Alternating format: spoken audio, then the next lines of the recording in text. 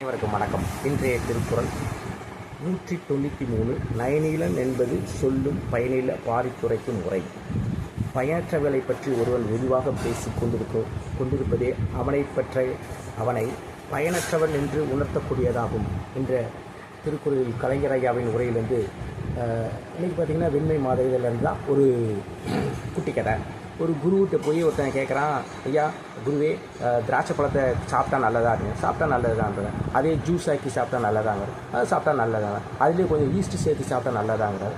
தப்பு ஒன்றும் இல்லை அப்படின்னு. அதுலேயே கொஞ்சம் தண்ணி சேர்த்து சாப்பிட்டா நல்லதாங்க. குடிக்கலாமே, ஒன்றும் பிரச்சனை இல்லை, ஜூஸ் தானே அப்படின்னு சொல்கிறாரு.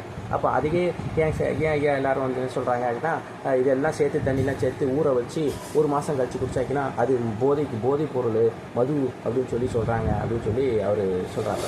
இப்போ குருவுக்கு வந்து இவனோட பேச்சுக்கால் வந்து என்ன மாதிரியான தோணுதுன்னா, இவனுக்கு இப்படி விளக்கம் சொன்னால் புரியாது அப்படின்னு சொல்லிட்டு ஒரு தம்பிக்கு வா அப்படின்னு சொல்லி ஒரு குத்து மண் எடுத்து இதை தலையில் போட்டால் என்ன ஆகும்? ஒன்றும் ஆகாது, மண்ணாயிரும் அப்படின்னு. இது கூடயே கொஞ்சம் தண்ணி சேர்த்து போட்டால் என்ன ஆகும்? அப்பவும் ஒன்றாகுது, கொஞ்சம் சகதியாக இருக்கும் அப்படிங்கிறாரு.